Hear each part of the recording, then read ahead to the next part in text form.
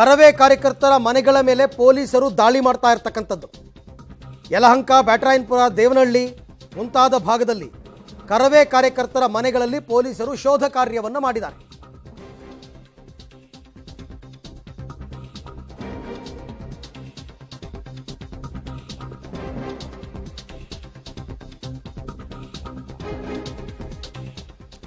So ಈಗ ಕರವೇ ಕಾರ್ಯಕರ್ತರ ಕುಟುಂಬಸ್ಥರೇ ಮಾಡಿರ್ತಕ್ಕಂಥ ಆರೋಪಗಳು ಇವೆಲ್ಲವೂ ಕೂಡ ನಮ್ಮ ಮನೆಗೆ ಬರ್ತಾರೆ, ಮಫ್ತಿಯಲ್ಲಿ ಬರ್ತಾರೆ, ಮಧ್ಯರಾತ್ರಿ ಬರ್ತಾರೆ, ಏನು ಆರೋಪಗಳನ್ನು ಮಾಡಿದ್ದಾರೆ ಅವರು. ಹಾಗಾದರೆ ಅವ್ರು ಮಾತಾಡಿರ್ತಕ್ಕಂಥದ್ದು ಏನು ಈ ವಿಚಾರವಾಗಿ ನೋಡೋಣ.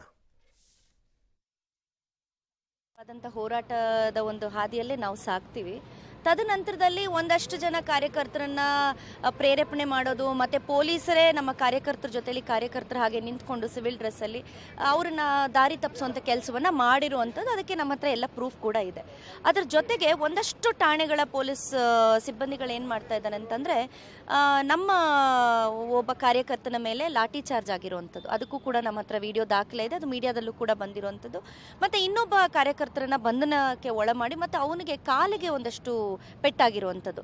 ಆಮೇಲೆ ಏನು ಮಾಡ್ತಾರೆ, ಎಲ್ಲಿ ನಾವು ಅದನ್ನು ಬೇರೆ ರೀತಿಯಾಗಿ ಒಂದು ಬೇರೆ ಮಟ್ಟಕ್ಕೆ ತೊಗೊಂಡು ಹೋಗ್ತೀವಿ ಅನ್ನೋ ಒಂದು ಹಂತದಲ್ಲಿ ಆ ಹುಡುಗನ ಕರ್ಕೊಂಡೋಗಿ MLC-ಯನ್ನು ಮಾಡಿಸ್ತಾರೆ. ಆಮೇಲೆ ಅದನ್ನು ಅವ್ರಿಗೆ ಹೇಗೆ ಬೇಕೋ ಹಾಗೆ MLC-ಯನ್ನು ಮಾಡಿಸ್ಕೊಡ್ತಾರೆ. ಅಂದರೆ ಸ್ಲಿಪ್ ಆಗಿ ಕೆಳಗಡೆ ಬಿದ್ದಿದ್ದಾನೆ ಅನ್ನೋ ರೀತಿಯಲ್ಲಿ ಬರೆಸ್ಕೋತಾರೆ. ಅದು ಸೆಂಟ್ ಫಿಲೋಮಿನಾಸಲ್ಲಿ. ಇಮಿಡಿಯೇಟ್ಲಿ ನಾವೇನು ಮಾಡ್ತೀವಿ, ಆ ವಿಚಾರ ತಿಳಿದ ತಕ್ಷಣ ಕಬ್ಬನ್ಪೇಟೆ ಪೊಲೀಸ್ ಠಾಣೆಗೆ ಹೋಗ್ತೀವಿ. ಇನ್ಸ್ಪೆಕ್ಟರ್ ಆದ ಗಿರೀಶ್ ಅವ್ರ ಜೊತೆ ಮಾತಾಡ್ತೀವಿ. ನೀವೇ ಅಲ್ವಾ ಸರ್ ಲಾಠಿ ಚಾರ್ಜ್ ಮಾಡೋದು, ನಮ್ಮ ಹತ್ರ ಪ್ರೂಫ್ ಇದೆ ಅಂತ ಹೇಳಿ. ಅದಾದಮೇಲೆ ಅವ್ರು ಭಾಳ ಉಡಾಫೆಯಾಗಿ ಹೇಳ್ತಾರೆ, ನಮ್ಮ ಹೈಯರ್ ಆಫೀಸರ್ಸ್ಗೆ ಬೇಕಾದ್ರೆ ಕಂಪ್ಲೇಂಟ್ ಮಾಡ್ಕೊಳ್ಳಿ ಅಂತ ಹೇಳ್ತಾರೆ. ನಾವು ಇದೇ ನಮ್ಮ ಕಾರ್ಯಕರ್ತರನ್ನ ಕರ್ಕೊಂಡು ಬೋರಿಂಗ್ ಹಾಸ್ಪಿಟ್ಲಿಗೆ ಹೋಗಿ ಅಲ್ಲೂ ಕೂಡ MLC-ಯನ್ನು ಮಾಡಿಸಿ ಕಂಪ್ಲೇಂಟನ್ನು ಕೊಟ್ಟಿದ್ದೀವಿ. ಅತಿ ಶೀಘ್ರದಲ್ಲಿ ಅದು ಕೂಡ ಕಾನೂನಾತ್ಮಕವಾದಂಥ ಹೋರಾಟ ಏನಿದೆ ಅದನ್ನು ನಾವು ತೊಗೊಂಡು ಹೋಗ್ತೀವಿ. ಹಾಗೆ ಹ್ಯೂಮನ್ ರೈಟ್ಸ್ಗೂ ಕೂಡ ನಾವು ಕಂಪ್ಲೇಂಟನ್ನು ಕೊಡ್ತೀವಿ. ಇದ್ರ ಜೊತೆಗೆ ಏನಾಗ್ತಿದೆ ಅಂತಂದರೆ, ನಮ್ಮ ಅನೇಕ ಜನ ನಮ್ಮ ಮುಖಂಡರುಗಳು, ಕಾರ್ಯಕರ್ತರುಗಳು ಏನೇನು ಹೋರಾಟದಲ್ಲಿ ಪಾಲ್ಗೊಂಡಿದ್ರೋ ಅನೇಕರ ಮೇಲೆ ಈಗಾಗಲೇ ಕೇಸ್ಗಳು ದಾಖಲಾಗಿರುವಂಥದ್ದು ಎಲ್ರಿಗೂ ಗೊತ್ತಿದೆ. ಅದ್ರ ಜೊತೆಗೆ ಎಲ್ಲ ಮನೆಗೆ ಪೊಲೀಸರು ಹೋಗ್ತಾ ಇರುವಂಥದ್ದು. ಮನೆಯಲ್ಲಿ ಕುಟುಂಬಸ್ಥರು ಇರ್ತಾರೆ, ಮಕ್ಕಳು ಇರ್ತಾರೆ, ಹೆಣ್ಣು ಮಕ್ಕಳು ಇರ್ತಾರೆ, ಎಲ್ಲರೂ ಇರ್ತಾರೆ. ಅವ್ರ ಮನೆಗಳಿಗೆ ಹೋಗಿ ಅಲ್ಲಿ ಮನೆ ಒಳಗಡೆ ಒಂದು ರೀತಿಲಿ ಈ ನಮ್ಮ ಟೆರರಿಸ್ಟ್ಗಳನ್ನ ನೋಡ್ತಾರಲ್ಲ, ಆ ರೀತಿಯಾಗಿ ಮನೆ ಒಳಗಡೆ ಹೋಗಿ ಶೋಧನೆ ಮಾಡುವಂಥ ಕೆಲಸವನ್ನು ಮಾಡ್ತಾ ಇದ್ದಾರೆ. ಹೋರಾಟಗಾರನ ಎಲ್ಲೋ ಒಂದು ಕಡೆ ಕೂಗಿಸುವಂಥ ಕೆಲಸ.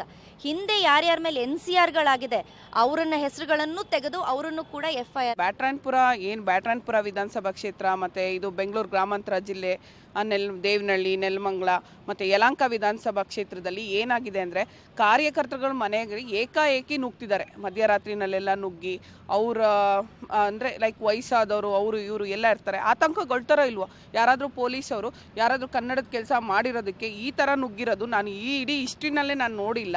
ಆದರೆ ಏನೋ ಒಂದು ಕೊಲೆ ಮಾಡಿರೋರು, ದರೋಡೆ ಮಾಡಿರೋ ಥರ ಈ ಥರದಲ್ಲಿ ಏಕಾಏಕಿ ಮನೆಗಳಿಗೆ ನುಗ್ಗಿ ಅವರೆಲ್ಲಿದ್ದಾರೆ, ಇವರೆಲ್ಲಿದ್ದಾರೆ, ಇವ್ರು ಯಾರು, ಅವ್ರು ಯಾರು ಅಂತ ಪೊಲೀಸರವರು ತನಿಖೆ ಮಾಡ್ತಿದ್ದಾರೆ. ದಾಪಿ ಅಂಜಿನಪ್ಪ ಅಂತ ಅವರು ಇದ್ದಾರೆ, ರಾಜ್ಯ ಉಪಾಧ್ಯಕ್ಷರು, ಅವ್ರ ಮನೆಗೆ ಹೋಗಿದ್ದಾರೆ. ಸುರೇಶಣ್ಣ ಅಂತ ಇದ್ದಾರೆ, ಅಲ್ಲಿನ ಭಾಗದ ಮುಖಂಡರುಗಳು, ಅವರೆಲ್ಲ ಅವ್ರ ಮನೆಗೆ ಹೋಗಿದ್ದಾರೆ. ಪುಟ್ಟೇಗೌಡ್ರು ಇಂಥದ್ದು ಅವ್ರ ಮನೆಗಳಿಗೆಲ್ಲ ಹೋಗಿದ್ದಾರೆ. ಎಲ್ಲರೂ ಏನಂದರೆ, ನಮಗೆ ಕಾರ್ಯಕರ್ತರಿಗೆ